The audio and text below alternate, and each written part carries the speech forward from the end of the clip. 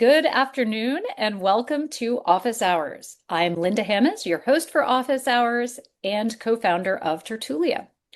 Today, we have a special guest joining us, and we also have a delightful surprise announcement. So we do hope that you're able to stay on until the end. First, I'm going to ask everybody to give a warm welcome to Lynn Smarges. Well, Lynn is a six-time published author, a ghostwriter, a podcast producer. She's the founder of Write for You Self-Publishing, which is creating a very cool community. She is a go-to resource for authors who are navigating what you all know is a very overwhelming world of self-publishing. I hear that her metabolism as a ghostwriter is amazing. Her clients love her speed, her ability to capture their voice. But today we are going to go a little deep on KDP. Now, KDP, I think it's been around about 20 years. And there was an inflection point maybe 10 years ago when they brought together what used to be called Create Space, for those of you who are old timers, the print and the digital into kind of one production and discovery entity. Amazon accounts for 91.5% of all self-published books in the US. So I think probably almost everybody on this call has either tried it or used to be on it or is still on it. So incredibly relevant here. And Lynn's got some deep experience. Lynn, so we're going to go with the good, the bad, and the ugly today. And let's start with the ugly because there's a Yeah. lot of it. What are the early mistakes that people sometimes skip or mess up? So one of the things I love to do is protect authors, like whether they're my clients or not, right? Because I there are so many scams and so much misinformation out there, like in publishing, and it's very similar in podcasting now because now podcasting's mainstream. So I love to give like the no fluff, no BS, like this is how it is information, and then people can do with it what they want. So two of the biggest mistakes I see people make with KDP is, well, I guess one is kind of a formatting slash KDP mistake. They hire somebody who uses Word to format their program. And I'm not talking about Word to write your manuscript, right? That's fine. But like, you should never use Word to format your program format your book. And the reason is because Word is not a book formatter. It messes up your images. It does not make your book look professional, because my whole thing is, just because you're self-publishing it doesn't mean it can't look professional. Like, you can self-publish and it can look professional. None of my books look like they're self-published because I put the time and effort into it to make sure they have all the check marks. Another thing the people mess up on is they say, see the free Amazon ISBN, and they think, oh, why should I spend $200 with Bowker? And the reason you should spend $200 with Bowker, I wouldn't say should. The reason why you want to spend $200 with Bowker and make that investment is because we all know, right, that free doesn't really mean free. So if you get that quote unquote free ISBN from Amazon, you can only sell your book on Amazon. You cannot even buy your book if you're a speaker and sell it at a speaking gig or a speaking engagement, right? Like, you are so constrained if you only have an Amazon ISBN. So I tell people, buy the 10 pack at Bowker, because you need one ISBN for each format. That means one for your audiobook, one for your ebook, one for your paperback, and one for your hardcover. Absolutely. It's a very easy mistake to make, and people learn and get burned. On the formatting, don't start with Word when you're going to Amazon. What should you do? And So what's streamlined and easy for people to do? yeah, so there's a couple different options with formatting.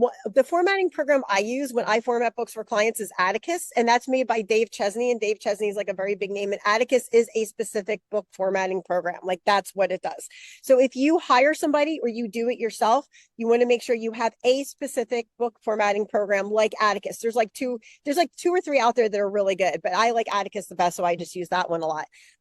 You can use also Adobe. You can do it with, not Adobe Photoshop, I'm blanking the Adobe program, but there's an Adobe program you can do it with as well. But that requires a little more technical expertise. And I'm not a designer by trade, so that's why I use Atticus, because I can get really great professional looking books, but not have to like do the big learning curve of learning a whole new program. I like Atticus because it's like, I saw Shireen put in the comments, it keeps crashing for her. So Shireen, I would email their help is really great. I would email their help, and they've made some big changes recently, and they're updating a bunch of features. And there's some other computer things that I'll put my email in here, and I can just get on a 15-minute call with you and help you walk you through it. But We've got people of all levels on this call, but let's say you're at the beginning. That's what we're starting with, a few questions, and you're thinking ahead, and you're going to start on Amazon, but then you want to expand into other platforms, and you want to do POD at Ingram Spark. Anything you should think about with your setup on KDP that you can think of?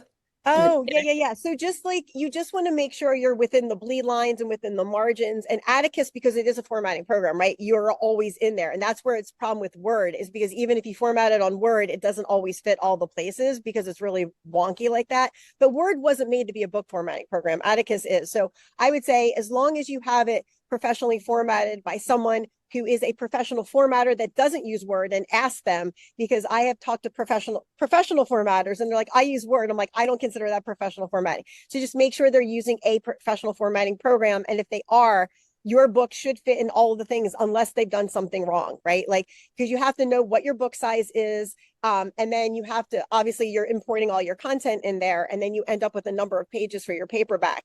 So, and that depends, and then that number of pages is how you figure out your paperback book cover. And then let's say you got your formatting under control. We talk a lot about metadata here in the office hours community.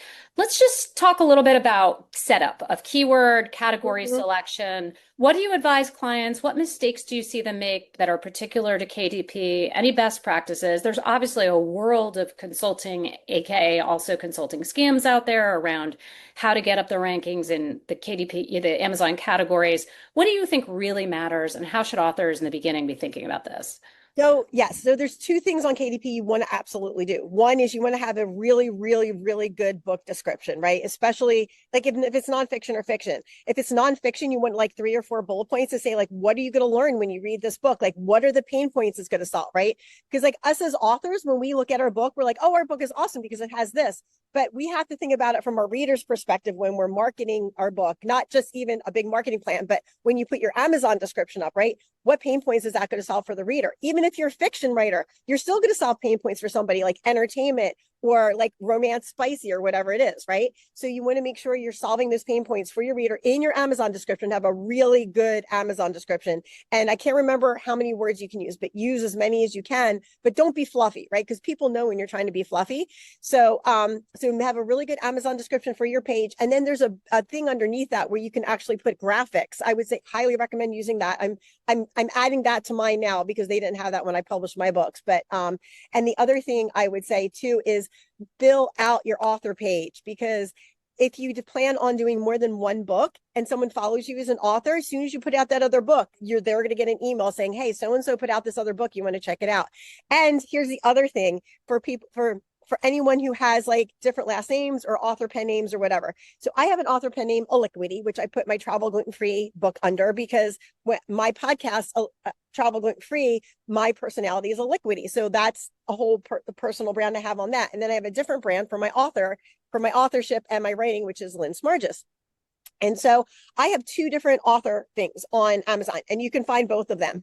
And so you want to set those up and tell people about you. Who are you as an author? What do you do? What do you like? And then that way it humanizes you. And we all know those emotional connections are so big, right? Especially when you're a writer. You want people to be emotionally connected to you as an author and emotionally connected to your books, right? In some way. Even nonfiction books you can be emotionally connected to. Because like I know I've read nonfiction books that have like really helped me not necessarily changed my life, but helped improve my life, right? So I'm definitely connected to those books. And those are the books I always recommend to friends. And so your readers are going to do the same thing, right? They love their book. They're going to recommend it to friends, but you need that emotional connection. The thing with your author page, my friends, like my legal name is my married name and it's hyphenated. But I put everything under Lynn Smargis. If I were to write Lynn Smargis Shoemate, which is my legal name as an author, I would have 2 separate author things, even though it's the same person. So when you do your author page, if you have a hyphenated name or you use different names, you have to have your author name has to be the same exact for all of your books to be put under that author page. If you change one little thing, even if you put a hyphen in it, right, and there's not a hyphen in the other one, Amazon will consider you 2 different authors and you'll have to have 2 different author pages. So just be really clear on that. If you have pen names or if you have like me, like you have a hyphenated last name or you're going with a personal brand or a business brand, make sure that you have the name that you want that book to be under and then all the other books to be under on your author page. I cannot tell you how many times I see that problem with slight variations on the name, and it wreaks Yep. havoc as a retailer who wants to Yeah. discover your books. It wreaks havoc for collections development at libraries. And on Goodreads, people have problems trying to tie together their Goodreads account. So it's really important that you all try to keep consistency with your name. That's such a good point, Lynn. And it's like, so it seems simple, but I see this all the time. Oh, and it confuses the heck out of everybody. Yeah, because actually one of my co-authors I'm writing a second book with right now, she has a hyphenated last name and sometimes she uses it and sometimes she does it. And I told her, I said, you need to change your name in your books because she has like 8 published books, but they're under like 3 different author names. And so, and that's actually a hindrance because if someone likes you as an author and they go on your author page, they're not going to see all your books they can buy. And what about categorization, BSAC codes, categories? Like what is your take on trying to game the bestsellers of like those micro categories on Amazon? Important, not important? Well, I don't know that it's really important to like game the micro categories, but one thing I will say is one of the things I found out a couple of years ago that I didn't know is you cannot anything that's in your title or subtitle in your Amazon description, those words cannot be used in your keywords, right? So, and for your, so not your categories, categories are different, but keywords, you have to pick keywords that are not in your title or subtitle. So one of the things you can do is you can take your title and subtitle, and I like to use Claude or whatever AI you like to use, throw it in there and say, hey, I'm putting my book on Amazon. What keywords would you recommend? And then also put it in there. You cannot use any words that are in my title or subtitle because we all know AI hallucinates, right? And does its own thing. So that's one thing. The second thing I would recommend is the other thing people don't know, especially new authors, is that your ebook categories and your print book categories can be different. And that sounds crazy. I know, like when I heard that, it was like, no way. And it's true. The ebook and the paperback art can be slight. There's some of them, there's some in ebook you don't find in paperback and vice versa. So I have another Dave Chesney program that's called Publisher Rocket, and you can actually go in there and you put your title of your book in there, and it will give you comps, it will give you like keywords, it will give you categories. It's a really great tool. And also, I mean, you don't need that program. You can just go on Amazon and you can look at the categories. And even if like you're a cookbook, right? Look at like if you're a cookbook for a special diet, like I have celiac disease, you also want to put your cookbook under like, you know, food allergies, blah, blah, blah, because even though it's not a allergy book, you're talking to people who have food allergies. So consider the categories that are complementary to yours, because that will also help. And you can change your categories at any time. So if you do your categories and you put them up there for 6 months and you find it's not selling enough, or you feel like it should be selling better, you can go in and change your categories. So don't freak out when you think about it too much when you put your categories in there. Just put them in there to like, that you would think like, hey, okay, this is going to attract the people that are going to read my book. Like, who is your avatar? You really need to know who is going to read your book to pick the right categories. That's a great point. Again, we talk a lot about that. Metadata is a living, breathing thing that should and must and should evolve over time. Lynn, just to follow up on that, why might you have a different category for your ebook and print exactly? Is that like an A/B testing type of thing, or do you think they're different audiences? Yeah, well, I mean, you should have like one niche audience. I mean, maybe you have a couple niche audience, right? But you have the specific people who are going to buy your book, right? Because everybody is not going to buy your book. And you don't want everybody buying your book. You want the people who are really into your topic buying your book. And I think it's just more for like A/B. Like I've changed my category, my book sales gone up, but most of the thing that ticks my book sales are not the categories, but I do like to change it up because people will be searching for different things. And so I change it up just to see. And I am not a book marketer. I don't play one on TV. I do have some book marketing courses that I'm developing. There's basic ones, but I'm not into that nitty gritty of the A/B testing on Amazon. Just to be like clear about that. Regrets. What do you hear other than that? I should have bought my own ISBN, or I should have categorized my book differently. Other regrets, including in the realm of things like quality or royalties. What do you think are the top regrets from your clients, or at least what you hear, or anything you've personally experienced on KDP?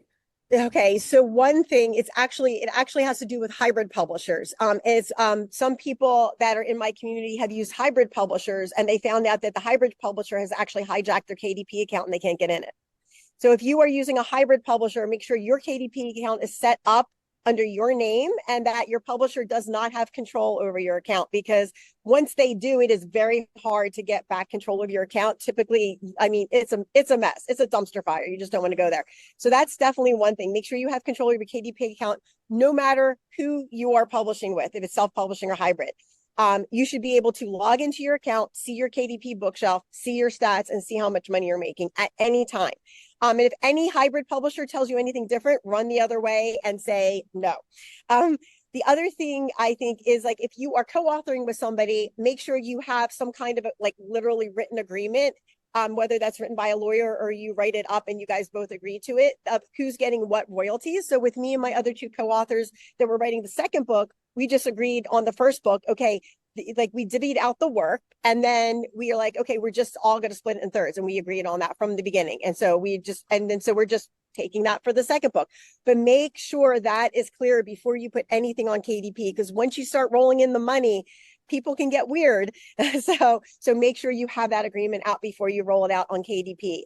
Another thing I would recommend too is give yourself like 3 months in advance to publish on KDP if you're not having someone help you walk through it, because KDP, it's not super technical, but there's a lot of little nuanced things you need to know to get through KDP. And that's one of the things I actually help my clients with. I have just like a KDP upload that I charge a flat fee for, and I get on Zoom with my clients for 90 minutes and I literally walk them through everything, like adding their ebook, adding their paperback, adding their covers.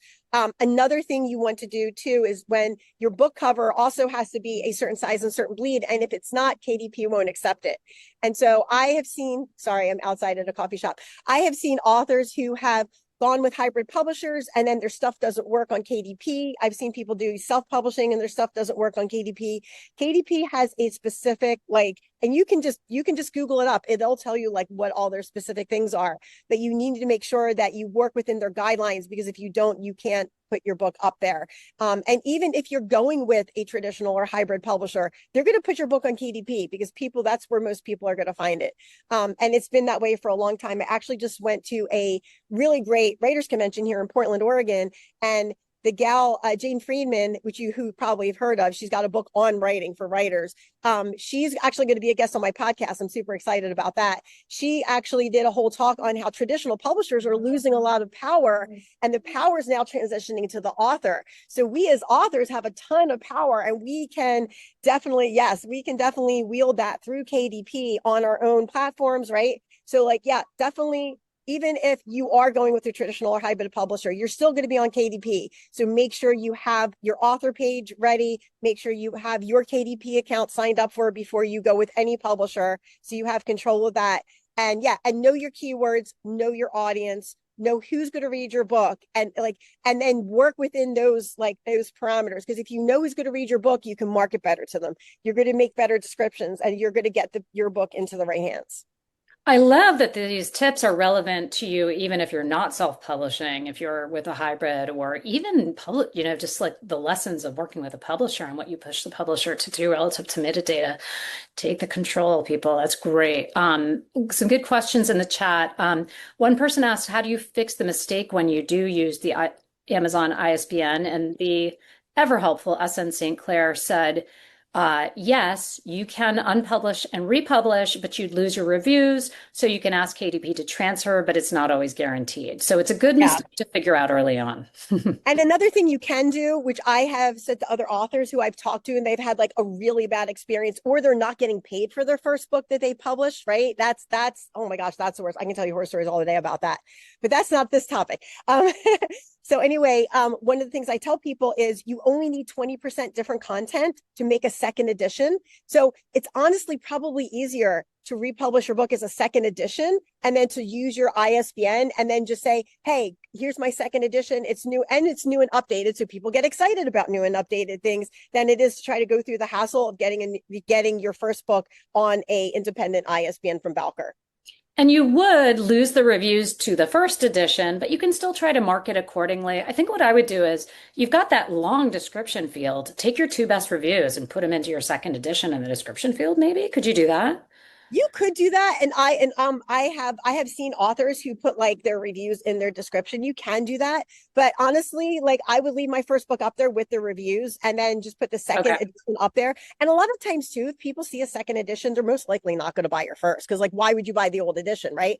But that review is up there for the social proof. So people can see, oh, this first edition got all these blah, blah, blah stars, right? Oh my gosh, the second edition must be better. So I would keep the first edition up there with the stars and just you only need to change 20% of your content. Maybe you update a couple chapters and add a couple new ones. You don't need to do a lot to update your book. And then obviously you have to get it right. You have to do the editing and the formatting and the book cover. But yeah, that's the way I would do it if I messed up with my ISBN. And maybe there's even good knock-on effects of having a second edition, as you say. Amazon does a very good job of merchandising editions, so you are going to see Yes. them side by side. So it's not like somebody's going to find the first and not the second, or vice versa. And just going back to what Jane Friedman said, I love that. By the way, she is also a champion of Tertulia, which we're very proud of. But Dale Roberts also had a post or video recently about just the increasing power that authors have. So it's a very interesting time amidst the chaos of, AI slop and discoverability issues. So definitely like ripe for more discussion in office hours in terms of how we seize that power. Question about speaking of Dale Roberts, he actually put out a video, I think maybe earlier this week or last week, on how authors can accidentally put their KDP accounts at risk. This has definitely come up here in office hours before. He gets into the nuances of being terminated versus suspended. I'm sure there are people on this call that have dealt with that. There's a one person and one account rule, which you have to be careful about. What have you seen that could put a KDP account at risk? Any like hardcore best practices that you would suggest people following? Is that something you have experience with? Yeah. So the one thing people do is they use that free ISBN and they buy their book and they sell it like outside of Amazon. That will put that if Amazon finds out, which they can at some point, right? I mean, they can blacklist you. That is not worth not spending $200, my friends. Like, yeah, that's the one thing I would say I see authors do that would put your Amazon account at risk. I don't know of very many others. I mean, the only other thing is like if you throw keywords and things in there that are not like part of your book, right? Because like you're trying to get clicks. That's another thing that you shouldn't do. Just like, basic common sense stuff outside of like, selling your book and you got a free Amazon ISBN. And what about Kindle Unlimited? Breaking exclusivity is the other one, I think, as well. I don't know if anybody in the chat has experience with that. Yeah, I would say if you sign up for the Kindle exclusivity, yeah, definitely just do it on Kindle. If you don't want that, then make sure you make that clear and you have your own ISBN and you don't sign up for the Kindle exclusivity because, yeah, you don't want to I mean, Amazon, is there a chance they can't find out? Yeah, right? Like everything else because they're a big platform. But if they do find out, you don't want that to like affect your entire writer's career. Like it's just not worth it. Yeah, makes sense. Okay. A few questions and comments in the chat. Lanning asked, will Tertulia ever offer ISBNs for sale?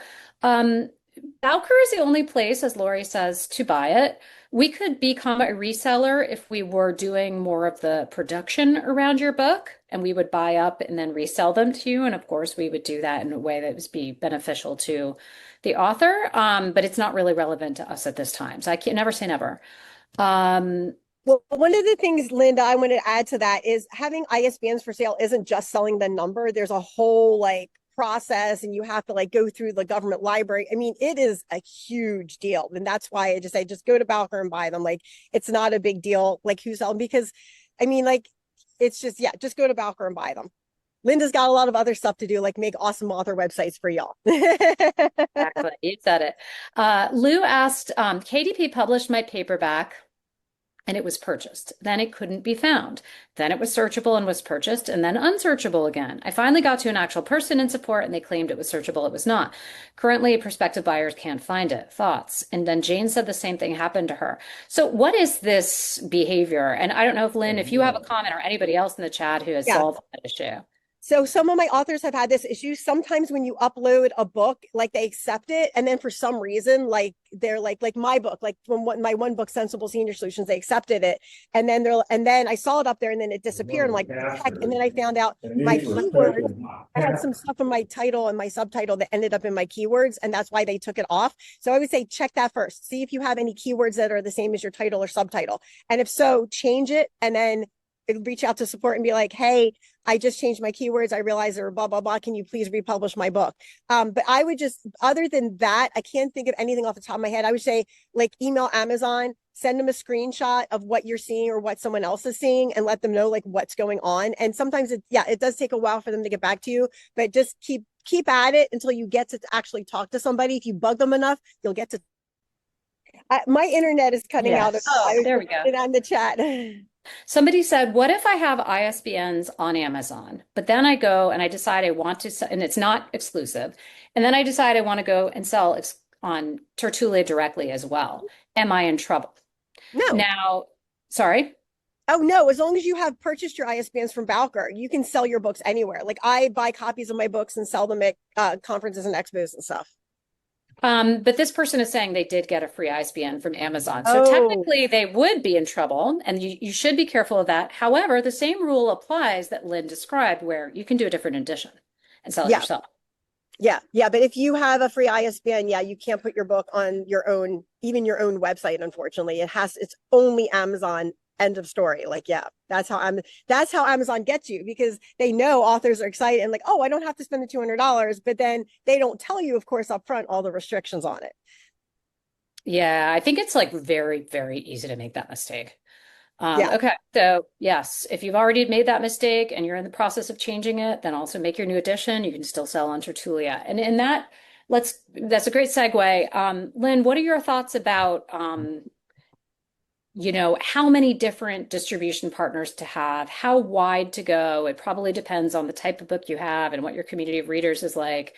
What are your thoughts about selling directly? Do many of your clients and in your people in your authors in your community do that? And what are the pros and cons as opposed to just sticking to Amazon and sending everybody to Amazon? Yeah, so I would say, obviously I have all my, well, not obviously, I have all my books on Amazon. It's just the easiest way to like send people there and do it. You can sell your own book. The only thing is obviously you've got to put like more time and money into like sending people to your website and it's harder to get people there.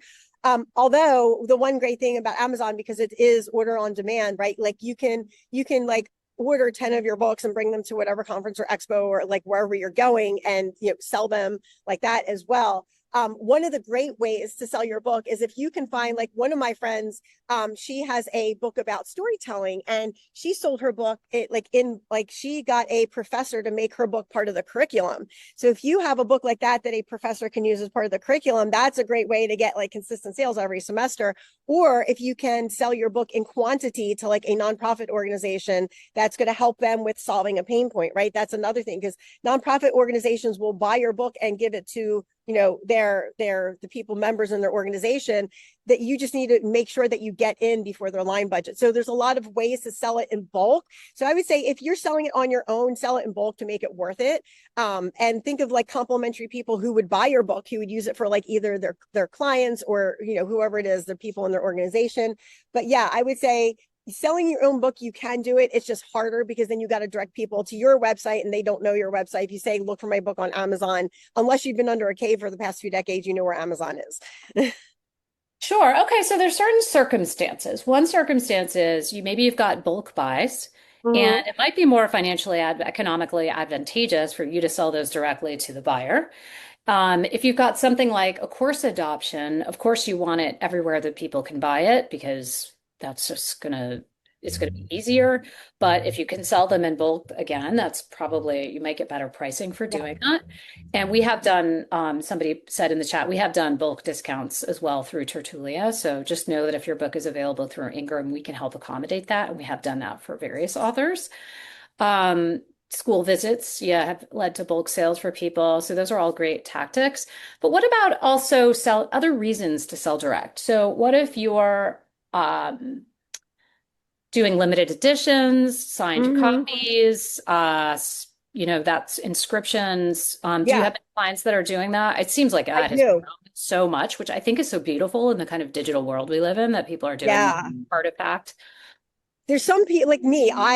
This is so funny. I'm a writer and I write books for other people, but I'm not a big ebook fan. Like I love like holding the paper in my hands. And so, yeah, so I have one client, I helped him write his memoir, and his name is Tom Schott. You can look up Dreams Take Flight by Tom Schott on Amazon. It's a blue cover with a 70s picture on it because there's another Tom Schott author on there. Anyway, I helped him write his book, and he was 80 when he published it. So you're never too old to publish your book, number one. The second thing is that he takes his book with him, right? He just orders it from Amazon or ships it to wherever he's going to, whatever frisbee or flying disc golf conference he's going to, ships it there, and he sits there and signs books for people. And the really cool thing was, I was on my birthday trip. We did the Oregon lighthouses, went down the coast, and I was talking to somebody while we were waiting for the docent to show us around. And this guy's like, "Oh my God, I'm into disc golf." And I'm like, "Oh, do you know Tom Schott?" He's like, "Yeah, he just mailed me his book." And I'm like, "I wrote his book." And then the guy's like, "Oh my gosh, I saw him when he was a kid during that halftime show." And we started talking about the halftime show. So it's just really cool, like just, to connect with people, obviously. Sometimes people too, I have people who they don't want to mass market their book and they're just writing their memoir for their legacy to give to their family. So they just like order whatever copies, they sign it and give it to their family. But one of the really cool things about being an author, Linda, that I found, and a lot of my other author friends have found too, and I'm sure if you guys are authors here, you have found this too, is that when you have a paper book and you carry, like I usually keep a couple copies of me, especially when I travel gluten-free. And so people like find out you're an author and then they're like, "Oh my God," they get so excited to meet you. And you hand them a freaking signed copy of your book and you've got a fan for life because they're like, "Oh my God, an author signed a book and gave it to me." Like that's a huge deal for a lot of people. So it definitely helps you with like, obviously it's good PR for you too, because you're, and I don't like, I'm not saying sign a copy and give away to copy to everybody, but like if you feel somebody would really benefit from your book and, but yeah, so that there's just a few ideas there. We've got some people interested in bookstores. How do you get your book into a bookstore if you start with KDP, expanded distribution? What about like trying to go and talk to your local bookstores? Any Yeah. experience with that? So I don't have experience with that, but I have an amazing podcast episode. So if you look up self-publishing for thought leaders, look up the episode with Lisa Raby. It's Lisarabey. So she is a librarian I had come on. We've got an episode that talks about how to get your book into bookstores, because you can get your books. This is a big misnomer that you can only get your books in bookstores if you go with a traditional publisher. That is absolutely not true. You can get your book any place a traditional publisher can get it. You just have to know how. So definitely listen to that episode on Lisa Raby, because she is a book distribution expert. And I have another upcoming episode in a couple of weeks where she talks about how to get your books into libraries. Okay, cool. Other questions, feel free to drop them in, people. Tertulia. So how did you find out about us and how are you seeing any creative ways people are using Tertulia? What do you think the benefits are? Yeah. So actually, I was introduced to you, Linda, or Tertulia specifically, through an author that I'm working with right now. And he's writing his book and he asked me, like, what do I use for my website? And I'm like, well, Squarespace, because it's easiest, blah, blah, blah. And he's like, oh, there's this new author platform called Tertulia. And they build and I'm like, and he goes, yeah, I built my website in 10 minutes. And I'm like, what? Because like I'm tech savvy, but I know a lot of my authors are not. And he's like, it's super easy to use. And he's explaining it to me. And then I looked at your website and I was like, I will try it. And I love that it's so easy to like, just like get your domain, build your web. I built my website. I mean, it's super basic and I still have to work on it, but I love that you don't have to be tech savvy to do it, because so many authors are not tech savvy. And so it's really easy entry. It's very easy to understand. Like I can just drag and drop and drag drop and drag things. I can put my Amazon link on there. It's so easy to build a professional site, and you don't have to spend like 18 hours doing it, right? That's what I love about Tertulia. And you guys are super budget friendly. I love that. Like, I feel like I'm getting a really great value for the money that I pay for you guys for Tertulia. So now I'm recommending it to all my authors. I'm like, if you need an author website, get this, because I have literally published 6 books before I even finally got my author website. And the only reason I did, Linda, was because I was able to use Tertulia and I didn't have to spend a ton of time building it out, because I am so busy. I don't have a ton of time to build out a website. Like I'm sure a lot of authors here. Thank you for that. We've got a bunch of people in the chat being like, "Hey, why should I be using it? I'm on Squarespace right now." First of all, Squarespace prices just like went up massively. Yes. Yes. So And I have putting that Squarespace out there. for my business and it's fine for my business. But I would say, yeah, if you're an author and you need an author website, for me, it was like a no-brainer because I've used multiple different platforms. I build on WordPress, I build on Squarespace, I build on Weebly, I build on Wix, I built like, and yeah, Tertulia hands down, easiest way to go. Best value for me, for as I see it. That's great. That's 100%. fantastic. Yeah, I think it is the easiest way to go. And over time, for those of you who are relatively um, kind of new to showcasing your books and merchandising your books, it could not be easier. We automatically pull in your metadata. We actually have thought through what the best practice is for showcasing your books. You've got the built-in blog, the built-in events calendar. You don't have to think about it. You don't have to design anything. So I don't want us to take too much time and precious time on an infomercial, but for those of you who asked in the chat, urge you to visit our YouTube channel, Tertulia for Authors, and just listen to what people have to say about it. Over time, the objective is really to build that out into a multi-pronged tool for authors so they don't have to have a million subscriptions. You don't have to also have MailerLite on Tertulia. You can email from the platform. You don't also have to have many people are using BookFunnel. BookFunnel is great, but we're also have some stuff in development that might make it easier for you to do that right from your platform in terms of discoverability. Selling direct, people were doing building Shopify sites separate from their author website. Absolutely not. Don't ever do that. I mean, that's like way too much to manage. So you can sell directly. Shopify is great if you're selling a ton of products, but for books, it's not a good platform.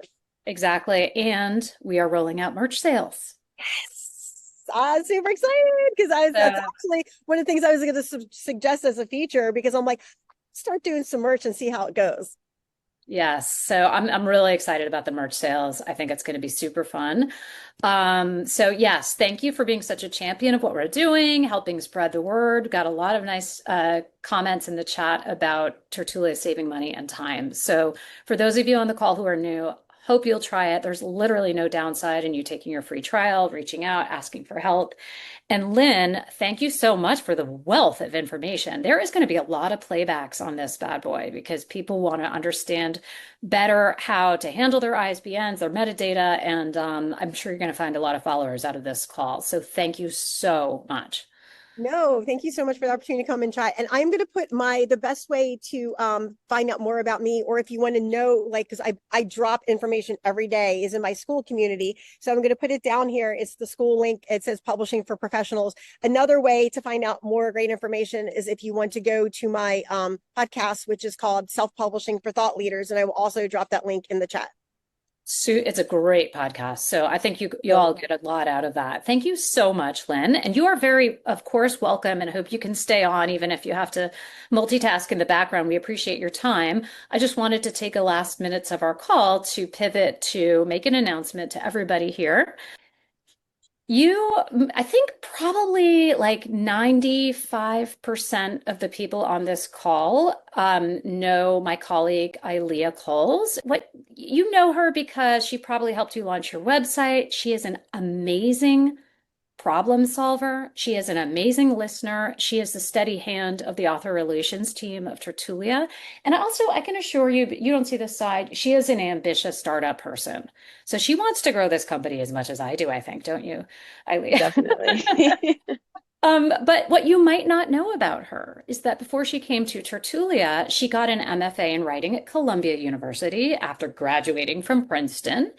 And along the way in that journey, Ilea has been writing. And she has published her first book. So yes, let's hear some applause. This community of Tertulia is all about supporting other authors, and I really hope that you will purchase her book on her Tertulia website, which I am going to drop in the chat in a minute. She, of course, used Tertulia to set up her first author website, which looks gorgeous. And tell us, Ilea, just a little bit about I could do it, but I think you're here, so best to come from you. What's the book about, and how did you come up? What was the inspiration for it? Yeah, like a super quick overview. I started writing it for my thesis at Princeton. It was a short story.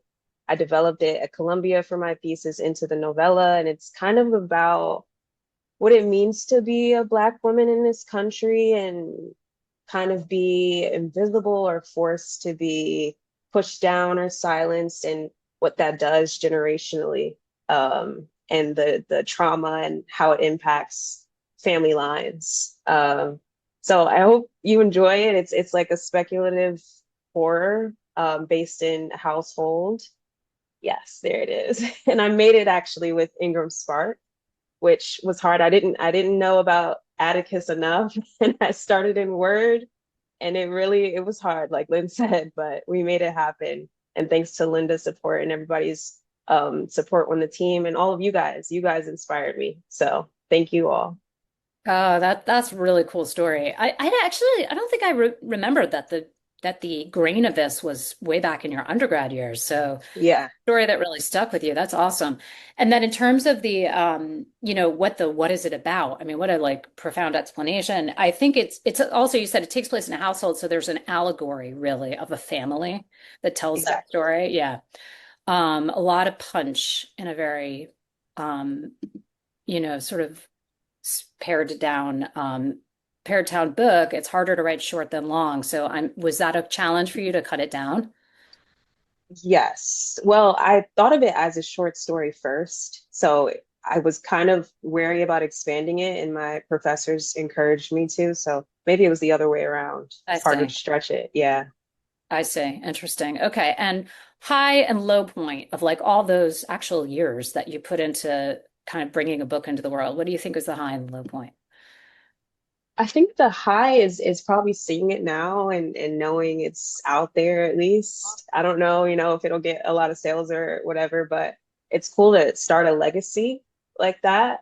And it was cool to build the website. I think I did that in 10 minutes, probably a record, but it was it If was cool anybody to could. do that. And Yeah. you're the I mean, publisher, which I think like to me it's right. also the thrill being the writer and the publisher. What's the name of your imprint? Harlem Volumes. Very cool. Very cool. Yes. Okay. And what else do you have up your sleeve? Like what are you working on other books right now? Tell us what to expect from Ilea Coles or IleaNaomiColes.com because people are going to be following you. Yeah, I we had an office hours a couple of weeks ago with the millionaires. And I was interested because they said, try to lean into series. So I actually have a few YA series that I've worked on. I started writing when I was like 13 or something. And so I plan on going back and like editing and making them into a full series. So the same concept that you had when you were the age of the reader is like alive for you. Yeah, 100%. That is really cool. I love that. Yeah. And and that's like sort of the age, like teenage, basically. I'm thinking, yeah, young adult. Yeah. We work at a startup. You've got Yeah. other stuff that you do. You've got a very thriving family life. How are you finding time to write? It's a lot, but dedicated at least an hour after work to like not even write, but to further the writing career in some way, research, apply for things. If I want to write or even read some of my writing and see what I can do with it, I think that's helped a lot. Absolutely. I find that Yeah. challenging, just making time for reading, whether it's your own work or reading work that you admire, which is so critical to the writing process. Yeah. Yeah. It's so great. I just updated my LinkedIn today. I hadn't updated in like 2 years. It's like there's Yeah. just no time, but I'm Yeah. excited for what's next for sure. And I'm thankful for everyone sending love in the chat and you, Linda, and the team. It's been great. That's awesome. Yeah, I hope it's super like gratifying. It should be. And I love that. I love the word legacy because it's like you got it out. You got it from here out into the world. And like it's just it just gives me the chills. Yeah. Lots of great points in the chat, including Lynn offering up her discovery call to brainstorm with you. Would definitely take you up on that. And I think everybody on this call who already has a Tertulia site knows you and has appreciates so much the support and the generosity that you come to when helping them. And this isn't just like a customer service thing, right? It's like being responsive, understanding the challenges people have. And I think they will really feel like they'd love to return some of that good energy to another author. So again, I'm going to follow up with all of you. If you have any questions in the chat, feel free to ask before we jump off, but I will share the link to Ilea's book. Her website I already put in the chat. Todd is already buying it. That's what I want to see, Todd Thank you. McAllister. That is the way to do it. Got some compliments on your cover scheme. Author photos gorgeous. Love it. And yeah, check out her site and buy her book. Buy an extra copy for a friend. And you heard what she said. Like, I mean, what a bold statement. Like, it's about what it is to be a Black woman in America today. Like, I'm sorry. Like, yes, that is the boldness that she has taken with putting out this book. And if you don't want to read that, like I can't help you. Like book club is part two in a month. We'll get together and trade notes on Ilea's book. So congratulations again. Thank you so much.